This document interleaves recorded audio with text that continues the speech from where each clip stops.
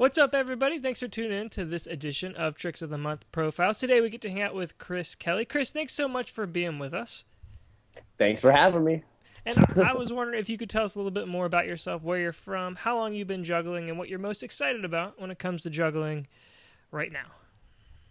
Okay. I'm Chris. I live in Eugene, Oregon. I'm 21 years old, and I've been spinning poi slash juggling for like 5 years. Technically only juggling for like almost four, but whatever. It's the same thing. I run Things on Strings out of Eugene, Oregon. Well, technically Springfield. It's like the town right next to Eugene because it's cheaper rent, and I can't afford expensive stuff right now. Yeah. What was that? What's getting you fired up about juggling? Oh, new ideas, just like figuring out new patterns and just applying new concepts and tricks and just trying to make something new for me even. Like maybe someone else is doing it too, but just new ideas for me, like building new concepts. So for you, what started? You said, was it poi or juggling that started first? Poi, I started spinning poi, was attracted to like the fire part of it. And the LED, I was all about like LED toys and the fire toys and yeah, just fun. I didn't have like a good set of poi. All my poi kept breaking, so it was really hard to like practice without my poi ripping or my fire poi falling apart. And then I made my own contact poi because it was cheaper and I didn't have a lot of money. And then it turned into this. So you started making poi because it just so you could have good poi. So I could have poi and you could afford it. I could afford it, yeah. Exactly. That reminds me a little bit of the interview I did with Jim Fitzgerald. He's the flying clipper. And they made foot bags back in, I don't know, I guess it was the 70s. Because they couldn't find any good foot bags. They're like, we'll just make our own. And then it turned into a huge business. So it's exciting that you're kind of following that path as well. And you said the name of your company is Things on Strings? Things on Strings? Tech Chris Things on Strings, but Things on Strings is easier to remember. And where can people find that if they're interested in checking out your stuff? Go to Etsy, and if you type in my name or Things on Strings, or if you just look up Things on Strings on Google, the Etsy page should pop up, but it's www.etsy.com/shop/techchristhings. Okay, all right. Yeah. And do you have any recommendations if somebody wants to buy something from you? Get 100 millimeter poi with 3/8 rope and palm grips. And why is that a recommendation? It's just standard. Like, even like my personal set is a little bit different than that, but I think that my style of spinning maybe is a little bit different. It's like the all around, I think, ideal set for every style of spinning you could want to do. Like, I feel like I use a thicker rope, and the thicker rope makes tangles and like more patterns. I think are a little bit more difficult. I just do a lot of tosses, which is why I prefer the setup that I have. But I think the standard setup that I sell is like a good overall set for learning and doing everything. Sweet. So why'd you transition from just spinning to throwing? There's more. Okay, I shouldn't. Oh man, this is terrible. I was gonna say that there's more options, but that's totally not true.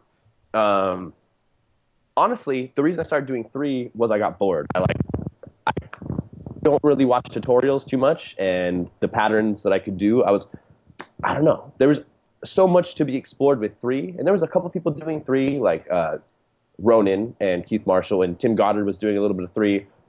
But like, I think Jonathan may have been doing some in like secretive, but Jonathan Alvarez wasn't posting videos yet, and it just seemed so easy to like get an idea and to run with it and just come up like all these new ideas rolling into my head like every single day. Without trying, I don't know. I shouldn't say without trying. I did practice a lot. I tried a lot, but it was just so fresh and unexplored, and I was very excited to explore unexplored territory. That's awesome. That kind of got you fired up. Yeah, for juggling, and then spinning three poi led into juggling three poi.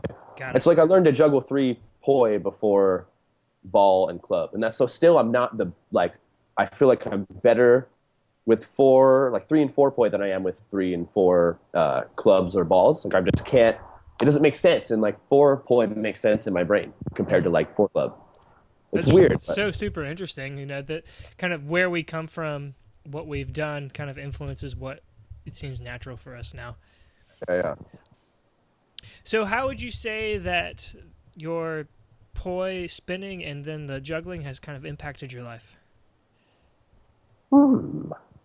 I don't know. My plan before I started spinning was to go to college and take out student loans for as long as I possibly could and to never work and to just put myself into debt and then eventually leave the country. Like, I know that's not a good plan at all, but like, I was like 17 and I didn't want to get a job. And I ended up getting a job as a ski lift operator at Mount Hood Meadows for like 2 or 3 days. And I just like, I couldn't handle it. Like 10 hours of the same thing. And I knew I really didn't want to do it. And the people I was living with, I just told them like, I'm going to go spin poi. I'm just going to like, I just want to spin poi. That's all I want to do. I don't want to have to like wake up at 6 and work for 10 hours and take a bus home. And like, so I don't know. I went to Eugene and just started spinning. So it gave me something to do that wasn't just like sitting around. I used to skateboard a lot too. And you can't skateboard in the rain and you can't skateboard inside, but you can spin poi inside when it's raining. So it was like a trade-off between skateboarding, like jumping downstairs and hurting myself, or just like sit inside or outside. It doesn't have to always be inside, but sitting inside or outside, just spinning poi and like not jumping downstairs. Mm-hmm. Yeah. So really, it was a kind of a constructive outlet for you to get your energy out, and keep yourself Definitely. occupied. Yeah. And then it's kind of really it's grown into your business. It's grown into your livelihood. Definitely. Yeah. It's like I've said, every day I'm like, is this really happening? Like this is reality. And it's crazy to me. Like, I don't know. Yeah, Very stoked to be in the position that I'm at. Like, yeah. that's pretty cool. It's almost like life's just kind of taking you. Dude, it's like every good thing, good things just keep happening. And obviously I go through I can't see some crap. I go through some stuff. But like for the most part, I get to see people stoked when they get the poi that I make them, and like when I make the poi, I know like these are going to give someone that same like first surge of like joy and like happiness that I got when I first started spinning. And all I want to do, I still want to spin, and that's it. But like that first, when you get that taste of juggling, or you're like, oh, this is it. Like this is the thing that I want to do. I don't know. It's a good feeling, like knowing that I feel like I'm doing a good thing. Mm-hmm. I'm doing a good thing for the world. To be able to play a part in kind of that first like moment of like excitement and zeal when somebody learns to juggle or gets that trick or spins for the first time.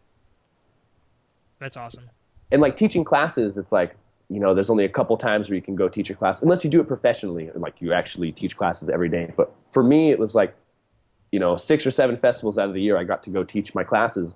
And that's when you see people learn, but like making poi every day, I know that like these are going into the hands of people who are going to use them. Or if they're not going to use them, someone else is going to use them. Like, I don't know. It's hard to explain. Mm-hmm. That's okay. I think we got it. Word. All right. So obviously poi is your favorite prop. Why is that? I like to spin poi and to juggle poi because it doesn't seem as explored as like ball juggling and club juggling. And also I can see like, I look at people juggling like 7 clubs and I'm like, oh man, I have to practice for so long to like even start to be able to touch grabbing a new concept with like say 7 club or 5 club or something. But with poi, it's like sit and think. And maybe I'm just lucky, I don't know, but I feel like I can sit and think for like 15 to 20 minutes and think of something new, at least new to me, maybe not new in general, but new to me. And then I can just run with that idea and continue to like, I can put my hand here instead. I don't know, it just seems so new. It's just so unexplored. And I love that. I love that feeling of like innovation and creation, even if it's not like generally me creating it. Mm-hmm. It's new to me. And I guess I can get that same feeling with ball and club, but I just feel like someone else has done it. Like it's more likely that someone else has done it. And with poi, there's just not very many people, at least posting videos that are diving into like technical poi juggling. Yeah, like in your Tricks of the Month video, there was one clip where you were kind of braiding the poi on your chest. Yeah, the pinches and stuff. And that looked new to me. That I hadn't seen anything like that before. So that was a friend, Cryptic Firecat, posted the video, and it was the same. He wasn't doing the like full. He was doing something similar, and so I took that idea and like I didn't want to do his trick. I wanted to take his concept and like build something that I could think of as my own in my head. Mm-hmm. And So I just wanted to do what he did, but in a cascade. And then people were like, "Oh, you're like making macrame on yourself." It's like, whoa, that's totally. And I hadn't filmed it, and so I was just doing the trick and showing people, and they're like, "Wow, that's really cool." And then I filmed it and saw it. And I was like, "That's whoa!" Like, took myself out. It was cool. All right, so normally next I ask where people get their props, but I think we all know. So another plug for you. You've got a little prop shop. Make sure you guys check it out. Things on Strings. It's on Etsy. And the last major question, in your Tricks of the Month video, what were you trying to communicate? What did you want people to walk away with? Okay, so that was like the music that was like dun, dun, dun, dun, dun, dun, dun, dun, dun, in the beginning and the end. That was from, so I skateboard, and there was this company, Baker Skateboards. People have probably heard of Baker Skateboards. They're pretty popular. But they had this video, Baker 3, and they just used that song like as the in-between for the skate parts. Like for each individual skater, that song would pop up. And I like couldn't find the music, and I looked up these interviews with the filmer for the skate company, and then he was talking about the song. He gave the song, and I was like, I'd already edited the whole video, and then I was like, I'm gonna add in like a fun intro and ending with that music, and just like totally not rip off. I guess it totally is a rip off. Totally Baker Skateboards, and then the ending with the like notebook thing and the notebook credits. That was totally their idea too. But it's like a interactive credits. I don't know. It was fun. And then also, I want to get sponsored by Goyaki and Vans shoes. So that's why I had like in the end, there's like the yerba mate can, obviously in the end, and then like the Vans shoes step in. It's just because I really like the yerba mates, and I really like Vans shoes again from skateboarding. But to the tricks, like the real tricks of it, but it was a good chance to show poi juggling to like a mass community of non-poi jugglers, and to show them like there is all these things that are interesting that you can do with poi, just because most people think of like two-beat weave and butterfly, and not everybody, but it's like most people learn two-beat weave and butterfly, and then they stop, and they're back to like five ball. I don't know. I just wanted to show that there is like hard stuff that you can do with poi. Yeah. And do you hope to be an inspiration in that? I would love if I seen more people juggling poi, and if I seen people who can like run 5 Club picking up their 3 poi. Yeah, 3 poi is hard. Yeah, that's awesome. All right, well, last word goes to you. What are some words of inspiration for the juggling community at large? Do what is fun. Like, make sure you're having fun. In the end, like, don't take yourself too serious, unless that's what you want. Unless you want to take yourself too serious, whatever. But like, I don't know. You're juggling. It's fun. As long as you're having fun, I think. If anyone's going to tell you that like your trick is dumb or you shouldn't do something or something's too easy or whatever, like if you're having fun, that's all that matters, I guess. Yep. Make sure you're practicing something that makes you happy. Exactly. Or at least that when you get it, it's going to make you happy. So don't practice things that are too hard. I was working on something today, and it was sort of like a cross between Mills Mess and Luke's Box with some multiplexing stuff added. And I was working on it, and I finally got it, and I got so excited. I was like in my office by myself, and I was like, yes! And that's what's important.